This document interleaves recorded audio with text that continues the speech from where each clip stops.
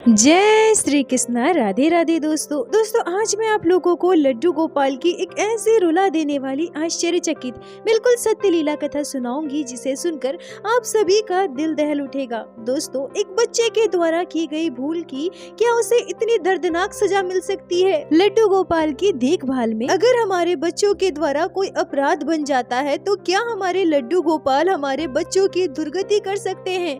अगर ऐसा है तो क्या कोई सांसारिक भक्त लड्डू गोपाल की सेवा करेगा? क्या कोई सांसारिक भक्त लड्डू गोपाल को अपने घर विराजित करेगा? लड्डू गोपाल के भक्त वत्सल की छवि को हम अपने हृदय में बसाए हैं। क्या सच में हमारे लड्डू गोपाल भक्त वत्सल हैं? क्या सच में हमारे कान्हा भक्तों से प्रेम करते हैं? फिर क्या सच में लड्डू गोपाल किसी भक्त के संतान के साथ इतनी बड़ी दुर्गति कर सकते हैं? सोच कर भी रूह कांप जाती है। दोस्तों, आप सभी भक्तों से नम्र निवेदन है कि कृपया आज की इस लीला कथा को आंखें बंद करके पूर्ण विश्वास के साथ श्रवण कीजिएगा। आशा करती हूँ आज की यह लीला कथा आप सभी के हृदय को स्पर्श करेगी। दोस्तों, आज की यह लीला कथा हमारे साथ शेयर की है उड़ीसा के कामाख्या नगर में रहने वाली मालती पांडे जी ने। मालती जी हमसे कहती हैं कि मैं अपने ससुराल में इकलौती बहू हूँ। मेरे हस्बैंड का कोई भाई या बहन नहीं है। शादी के बाद जब मैं अपने ससुराल गई तो मुझे बिल्कुल मेरे मायके जैसा ही माहौल मिला था। मम्मी पापा की तरह सासू माँ ससुर जी मिले थे जो मुझसे बहुत प्यार करते थे, मेरा बहुत ध्यान रखते थे। मेरे हस्बैंड भी मेरी हर एक छोटी से छोटी जरूरत का ध्यान रखते थे। घर परिवार में किसी चीज की कमी नहीं थी। पर शादी के लगभग 3 वर्ष बीत जाने के बाद भी मैं गर्भवती नहीं हुई थी।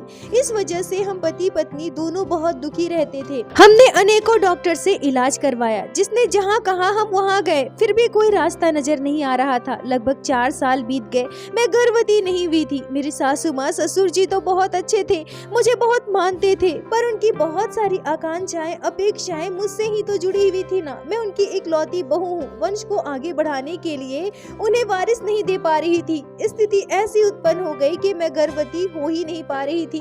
पता नहीं भगवान ने हमारी किस्मत में क्या लिखा था। मालती जी कहती हैं कि मेरे सासू माँ हमेशा से ही भगवान श्री कृष्ण की परम भक्त रही है।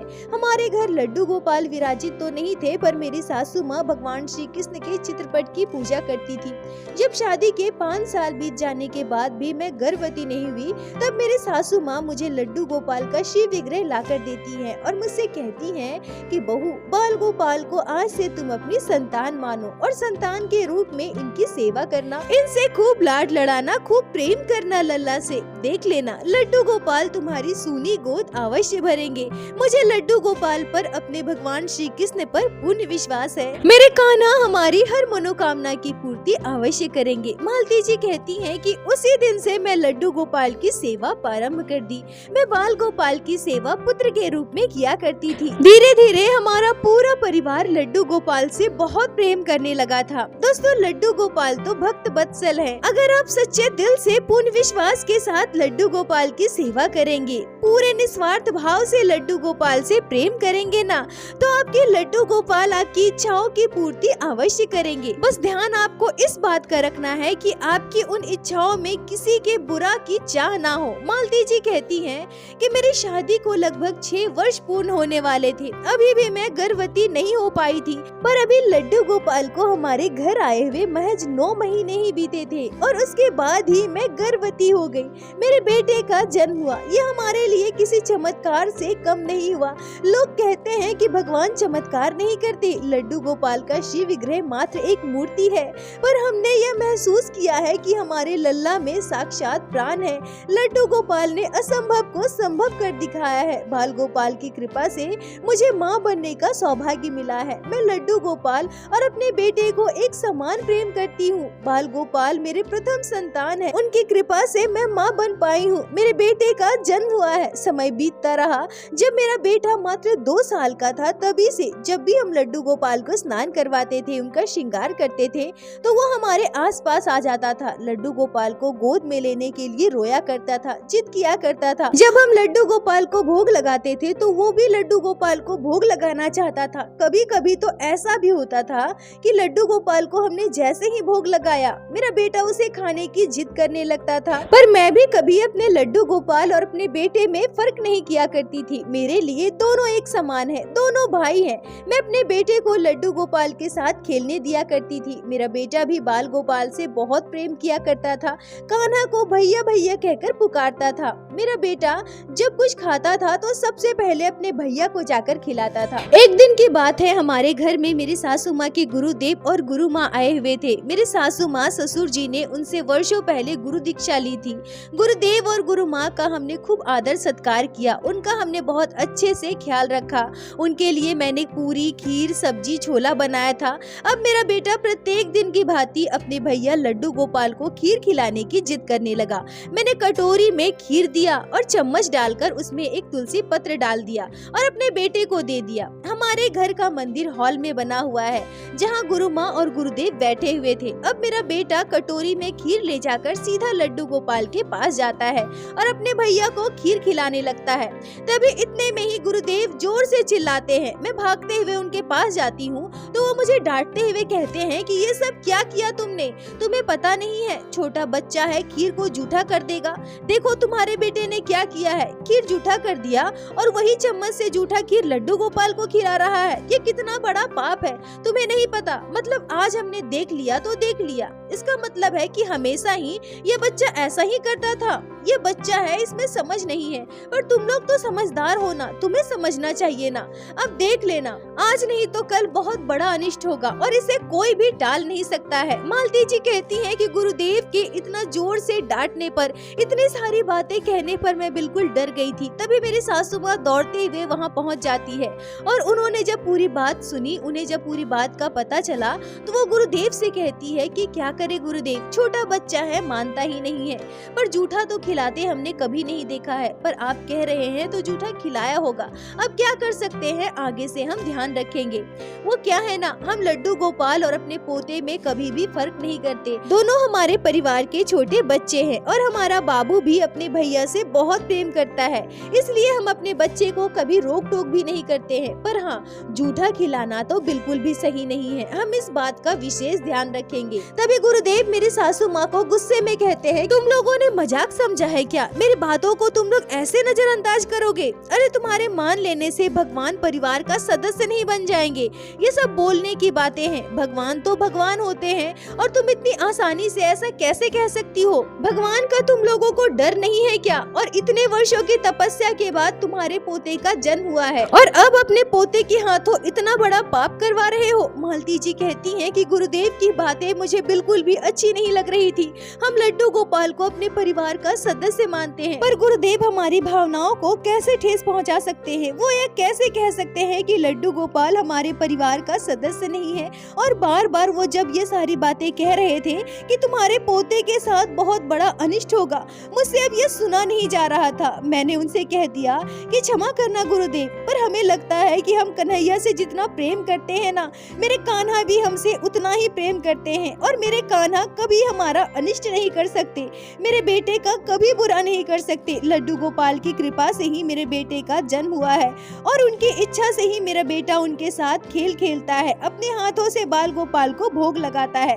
और जब मेरे लड्डू गोपाल है तो मुझे किसी बात की चिंता करने की क्या आवश्यकता, अब कान्हा ही इसकी रक्षा स्वयं करेंगे। मालती जी कहती हैं कि मेरा इतना कहते ही गुरुदेव बहुत गुस्सा हो जाते हैं और कहने लगते हैं कि तुम गुरु की वाणी का अपमान कर रहे हो, क्या तुम्हें नहीं पता कि गुरु की वाणी की कितनी ताकत होती है? मेरी सासू माँ कहती है कि नहीं नहीं गुरुदेव, मेरी बहू का मतलब वो नहीं था, अब आप गुस्सा मत कीजिए। तब गुरुदेव कहते हैं कि नहीं, तुम्हारी बहू के मन में बहुत पाप भरा है, बहुत कुछ कह दिया है इसने मुझे, और क्या हमसे ज्यादा तुम लोग पूजा पाठ करते हो, हमसे ज्यादा भगवान को तुम लोग मानते हो? भगवान की सेवा में हम कितनी शुद्धियों का ध्यान रखते हैं ये तुम्हें पता भी है, और मैं अपनी तरफ से कुछ भी नहीं बोल पा रहा हूँ। तुम्हारे पोते ने जो गलती की है, जो पाप किया है, उसकी सजा तो उसे भुगतनी ही पड़ेगी और इन सब के पीछे तुम लोग भी जिम्मेदार हो। और याद रखना, मैं भी सिद्ध पुरुष हूँ, मेरे अंदर भी सिद्धियाँ हैं, मैं कुछ भी ऐसे ही नहीं कह रहा हूँ। और यह कहते हुए गुरुदेव और गुरु माँ हमारे घर से जाने लगते हैं। मेरी सासू माँ उन्हें रोकने के लिए बहुत कोशिश करती है, उनके आगे हाथ जोड़ती है, पर वो बिल्कुल भी नहीं रुकते। मालती जी कहती हैं कि अब गुरुदेव के जाने के बाद मैं बहुत डर गई थी, बहुत रोने लगी थी, मुझे बहुत डर लग रहा था, कहीं हमसे सच में कोई भूल तो नहीं हो गई। मेरा बेटा तो प्रत्येक दिन ऐसा ही करता है, भले ही वो जूठा नहीं खिलाता। हमने कभी अपने बेटे को जूठा खिलाते नहीं देखा था, पर मेरा बेटा लड्डू गोपाल को हमेशा कुछ न कुछ खिलाते रहता था। पर आज गुरुदेव ने ऐसा क्यों कहा? लड्डू गोपाल मेरे बेटे के साथ क्या बुरा करेंगे? क्या सच में मेरे बेटे के हाथों बहुत बड़ा पाप हुआ है? मालती जी कहती हैं कि मैं इतना डर गई थी कि मेरी आंखों से आंसू नहीं रुक रहे थे। मुझे समझ में नहीं आ रहा था कि मैंने तो ऐसा कुछ भी नहीं कहा है। फिर गुरुदेव गुस्सा होकर क्यों चले गए हमारे घर से? मेरी सासू माँ भी बहुत डरी हुई थी। हम दोनों सास बहू रो रहे थे, लड्डू गोपाल से बार बार क्षमा मांग रहे थे। मेरे बेटे के हाथों जो भूल हुई है, जो गलती हुई है, उसमें कहीं न कहीं हमारी भूल थी। हमें इन सब चीजों का ध्यान रखना चाहिए था। मालती जी कहती है कि संयोग देखिए, दूसरे ही दिन मेरे बेटे की तबीयत बहुत ज्यादा खराब हो गई। उसे इतना बुखार हो गया कि वो अपनी आंखें भी नहीं खोल पा रहा था। अब हम दोनों सास बहू के मन में तो वही सारी बातें चल रही थी जो गुरुदेव ने कही थी। हम बहुत डर गए थे, सोचने लगे थे कि कहीं यह मेरे बेटे की गलती की सजा तो नहीं है। क्या सच में लड्डू गोपाल मेरे बेटे के साथ बुरा करेंगे? क्या सच में मेरे बेटे के साथ कोई बहुत बड़ा अनिष्ट होगा? शायद प्रत्येक दिन मेरा बेटा जूठा भोजन ही लड्डू गोपाल को करवाता होगा। तो क्या सच में लड्डू गोपाल मेरे बेटे को इतनी बड़ी सजा देंगे? नहीं नहीं, ऐसा कैसे हो सकता है? मेरे कान्हा कभी हमारा बुरा नहीं कर सकते। पर मेरे बेटे की तबीयत दिन ब दिन खराब होते जा रही थी। हमने डॉक्टर बदला, अपने बेटे को अस्पताल में एडमिट करवाया, पर मेरे बेटे की हालत में कोई सुधार नहीं हो रहा था। इधर मैं और मेरी सासू माँ डरे हुए थे। गुरुदेव ने ऐसा क्यों कहा है? गुरुबानी कभी भी खाली नहीं जाती। अब हम क्या करें, कहाँ जाए? मैं रोते हुए कान्हा के पास गई, अपने लड्डू गोपाल के पास गई और उनसे कहा कि हे मेरे कान्हा, मेरे बेटे से जो भूल हुई है उसके लिए कहीं न कहीं हम जिम्मेदार हैं। अगर सजा मिलनी है तो हमें मिले। मेरे बेटे को कोई भी सजा मत देना मेरे कान्हा। मैं वर्षों की तपस्या के बाद अपने बेटे को पाई हूँ। अब अपने बेटे की जुदाई मैं झेल नहीं पाऊंगी। मैं अपने बेटे को खुद से दूर जाते हुए नहीं देख सकती मेरे लड्डू गोपाल। मैं सहन नहीं कर पाऊंगी। हे मेरे कान्हा, मेरे बाके बिहारी, मेरे मुरलीधर, कृपा करो प्रभु, कृपा करो। मेरे बेटे से जो अपराध बना है, हे प्रभु आप उसे क्षमा करो। आप तो लीलाधर हो ना, भक्त वत्सल हो, अपने भक्तों से बहुत प्रेम करते हो। मेरा बेटा नादान है, यह कहते हुए मैं अपने लड्डू गोपाल के पास बैठकर खूब रोई थी। मेरा बेटा छोटा सा था, 4 साल का। 10 दिन बीत गए थे मेरे बेटे को अस्पताल में एडमिट हुए, पर अभी तक उसकी हालत में कोई सुधार नहीं था। अचानक से डॉक्टर शाम को कहते हैं कि आप अपने बेटे को यहाँ से लेकर जाइए, किसी अस्पताल में एडमिट कीजिए, इसकी हालत में कोई सुधार नहीं हो रहा है। हमें जितनी कोशिश करनी थी हम कर चुके, अब आपके बेटे का इलाज हम नहीं कर सकते हैं। बेहतर यही होगा कि आप अपने बेटे को कहीं और ले जाएं। मालती जी कहती हैं कि मेरे बेटे की हालत इतनी खराब थी कि हम सभी उस रात अस्पताल में ही रुके थे। रात में सभी बैठे हुए थे, न किसी ने कुछ खाया था, न किसी को भूख लगी थी, किसी की आंखों में नींद भी नहीं था। तभी रात के करीब 3:30 बजे मेरी आंख लग गई और मैंने एक आश्चर्यजनक सपना देखा। मैं अपने सपने में देखती हूँ कि हमारे घर विराजित लड्डू गोपाल मेरे सर के पास आकर खड़े हैं और मैं अपने बेटे को गोद में लेकर बैठी हूँ। तभी हमारे कृष्ण कन्हैया, हमारे प्यारे मुरलीधर प्यारी सी मुस्कान के साथ मुझसे कहते हैं, मैया, ओ मैया, तू परेशान क्यों होती है? मेरे भाई को कुछ भी नहीं होगा। मैं हूँ ना मैया, मैं उसका भैया हूँ, मैं सब संभाल लूंगा। तू बिल्कुल भी परेशान मत हो मैया। मैया तू रो मत, सब ठीक हो जाएगा। मालती जी कहती हैं कि अपने सपने में बाल गोपाल के इस भाव को अनुभव करते ही मेरा सपना एकाएक टूट गया। मेरे हाथ पांव कांपने लगे थे, मेरी आंखों से आंसू बह रहे थे। मैं अपने सासू माँ को, हस्बैंड को तुरंत जगाती हूँ और उन्हें रोते हुए पूरी बात बताती हूँ। मेरे सपने की बात जानकर सभी आश्चर्य थे, सभी चौंक गए। हम हाथ जोड़कर मन ही मन बाल गोपाल को धन्यवाद दे रहे थे। लड्डू गोपाल साक्षात मेरे सपने में आए और मुझे अपने होने का एहसास कराया, मुझे सांत्वना दिया। उन्होंने स्वयं कहा कि मेरे बच्चे को कुछ भी नहीं होगा। मालती जी कहती हैं कि तभी मैं रोते हुए अपने सासू माँ से कहती हूँ कि मम्मी जी, कान्हा हमारे घर विराजित है, लड्डू गोपाल हमसे बहुत प्रेम करते हैं। उन्होंने स्वयं मुझसे कहा कि मेरे बच्चे को कुछ भी नहीं होगा। हमसे इतनी बड़ी भूल हो गई, इतना बड़ा पाप हुआ, इसके बाद भी मेरे कान्हा हमारे साथ है मम्मी जी, अब हम कभी भी ऐसी भूल नहीं करेंगे। अब हम लड्डू गोपाल के भोग का विशेष ध्यान रखेंगे। अब से हम बाबू को कभी भी लड्डू गोपाल के पास जाने नहीं देंगे, न ही उसके हाथों बाल गोपाल को भोग लगवाएंगे। हमसे जो भूल हुई है उसका सुधार तो हमें ही करना है। मालती जी कहती हैं कि ये सारी बातें हम आपस में कर रहे थे। दिन भर बीत गया, मेरे बेटे की हालत में अब भी कोई सुधार नहीं था। तभी शाम को मेरे हस्बैंड कहते हैं कि आप लोग कल से यहाँ अस्पताल में हैं, थक गए होंगे, घर चले जाइए, आराम कीजिए। मैं और पापा यहीं अस्पताल में रुकते हैं ना। फिर मैं और मेरी सासू माँ घर आ गए। रात को हम अपने अपने कमरे में लेटे हुए थे। मुझे नींद तो बिल्कुल भी नहीं आ रही थी। मेरे बेटे की हालत बिल्कुल भी ठीक नहीं थी। वैसे ही लेटे लेटे कुछ मिनट के लिए मेरी आंख लग गई और तभी मैंने फिर से लड्डू गोपाल को अनुभव किया। मैं अपने सपने में देखती हूँ कि हमारे घर विराजित लड्डू गोपाल का श्री विग्रह बोल पड़ते हैं, मुझसे कहते हैं, मैया ओ मैया, तो ये सारी बातें क्यों सोचती है मैया? मैं तो तुम्हारा लल्ला हूँ ना, तू मेरी मैया है, मैं इस परिवार का सदस्य हूँ। फिर तू मेरे भाई को मुझे भोग लगाने से कैसे रोक सकती है? नहीं मैया नहीं, तू ऐसा बिल्कुल भी नहीं करेगी। तू मुझसे प्रेम कर मैया, मुझे अपना मान। भगवान नहीं हूँ मैं तो तेरा लल्ला हूँ ना, तेरा पुत्र हूँ, तेरे बच्चे का भैया हूँ। मेरे साथ ऐसा मत कर मैया, मुझे प्रेम दे, मुझे अपना मान। मालती जी कहती है कि इतना कहते ही लड्डू गोपाल का श्री विग्रह कहीं अदृश्य हो जाते हैं, सपने से कहीं गायब हो जाते हैं और तभी मेरी नींद खुल जाती है। मैं उठकर बैठ जाती हूँ। मैं दौड़कर अपने सासू माँ के पास गई और उन्हें पूरी बात बताई। मेरी आंखों में आंसू थे, मन में एक विश्वास था कि मेरे कान्हा हमारे साथ है, मेरे बेटे को कुछ भी नहीं हो सकता है। कान्हा मुझे अपनी मैया मानते हैं, वो मानते हैं कि वो इस परिवार के सदस्य हैं। गुरुदेव ने जो भी कहा था उसका मुझे बिल्कुल भी अब डर नहीं था। मन में विश्वास उत्पन्न हो गया था कि मेरे लड्डू गोपाल मेरे साथ है। मालती जी कहती है कि लड्डू गोपाल की लीला देखिए, उनका चमत्कार देखिए। उसी दिन सुबह के 6 बजे अस्पताल से मेरे हस्बैंड का कॉल आता है और वो कहते हैं कि हमारा बेटा बिल्कुल ठीक है। वो सबसे बात भी कर रहा है और खाने के लिए भी मांग रहा है। थोड़ी देर के बाद 9 बजते बजते मैं और मेरी सासू माँ अस्पताल पहुँचे। 9:30 बजे डॉक्टर जब चेकअप के लिए आए और चेकअप करते हैं तो वो बिल्कुल भी दंग रह गए। वो कहते हैं कि ये तो बिल्कुल चमत्कार हो गया, आपका बेटा तो कल तक बिल्कुल भी ठीक नहीं था और आज आपका बेटा बिल्कुल स्वस्थ है, बुखार भी बिल्कुल नहीं है और इसकी हालत में भी बहुत सुधार हो गया है। ये सब भगवान का ही चमत्कार है। आप लोग बस प्रार्थना कीजिए और आप कुछ टेस्ट करवा लीजिए। चेकअप होने के बाद अगर सब कुछ नॉर्मल रहा तो आप अपने बेटे को घर लेकर जा सकते हैं। मालती जी कहती है कि ये बात सुनकर हमारी खुशी का ठिकाना नहीं था। मेरा बेटा अब हमसे बात कर रहा था, वो खाना मांग रहा था और सबसे आश्चर्य की बात तो यह है कि इतना बीमार होने के बाद भी, अस्पताल में होने के बाद भी मेरा बेटा सबसे पहले अपने भैया लड्डू गोपाल के बारे में पूछता है।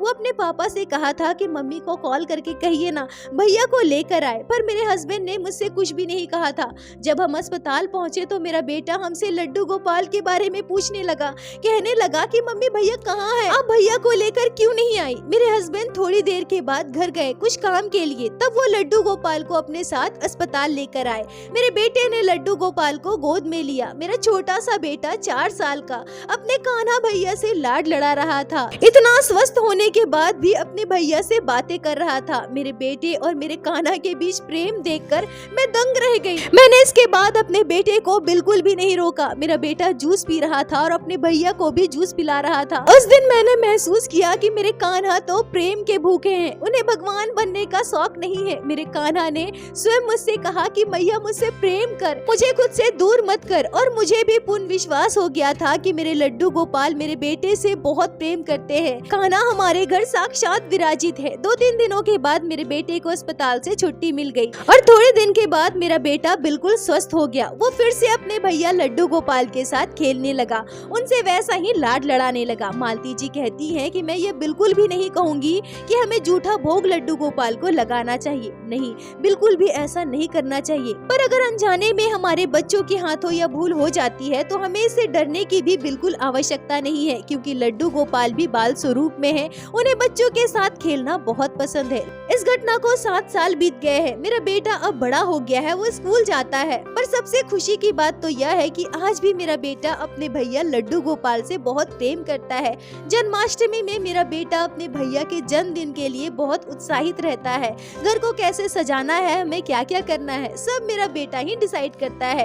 इतने छोटे से बच्चे के मन में भगवान के प्रति इतनी श्रद्धा भक्ति, इतना प्रेम, और मैं अपने आप को परम सौभाग्यशाली मानती हूँ कि लड्डू गोपाल ने हमें ऐसा पुत्र दिया है जो हमारे ठाकुर जी से इतना प्रेम करता है। मालती जी कहती हैं कि मैं लड्डू गोपाल से यही प्रार्थना करूंगी कि हे मेरे ठाकुर जी, जाने अनजाने अगर हमसे कोई भूल हो जाती है तो आप हमें क्षमा कीजिए, मुझ पर इतनी कृपा कीजिए कि मुझसे कभी आपकी भक्ति ना छूटे। आप तो परम ब्रह्म है, मुझे अपनी चरणों का दास बनाए रखे। मेरे लड्डू गोपाल है मेरे मदन मोहन, अपनी कृपा दृष्टि हमारे परिवार पर ऐसे ही बनाए रखे। मालती जी आपका बहुत बहुत धन्यवाद जो आपने लड्डू गोपाल की इस अद्भुत लीला को हमारे साथ शेयर की, जिसे मैं हमारे चैनल के माध्यम से बाकी सारे भक्तों तक पहुंचा सकी। अपना साथ और प्यार ऐसे ही बनाए रखे। दोस्तों, मैं आप सभी से बस एक ही बात कहना चाहूंगी कि ठाकुर जी से अगर आप कोई रिश्ता बनाते हैं तो पूर्ण विश्वास के साथ उस रिश्ते को निभाइए। लड्डू गोपाल से प्रेम कीजिए, वो तो बस प्रेम के भूखे हैं। हमारे लल्ला को भगवान बनने का शौक नहीं है, हमारे लल्ला तो आपसे प्रेम चाहते हैं। तो बस अपना प्रेम लुटाते रहिए, अपने कान्हा से लाड लड़ाते रहिए। विश्वास रखिए, आपके लड्डू गोपाल हमेशा आपके साथ है। दोस्तों, प्रत्येक दिन की भांति हाथ जोड़कर मैं आप सभी से बस यही प्रार्थना करूंगी कि ठाकुर जी की भक्ति कीजिए, लड्डू गोपाल की सेवा कीजिए, नाम जाप कीजिए और एक बार मेरे साथ प्रेम से कहिए, बोलो बाके बिहारी लाल की जय, लड्डू गोपाल की जय, जय जय श्री राधे। दोस्तों, यदि आप लोगों को आज की यह लीला कथा अच्छी लगी हो, आपके हृदय को स्पर्श की हो, तो कृपया वीडियो को लाइक करके अपने दोस्तों के साथ शेयर अवश्य करें, जिससे बाकी भक्त भी लड्डू गोपाल की इस अद्भुत लीला कथा को श्रवण कर सके। और हमारे चैनल को सब्सक्राइब करें, जिससे प्रतिदिन आप लोग हमारे चैनल पे श्री बाके बिहारी श्री लड्डू गोपाल की लीला कथा सुन सके।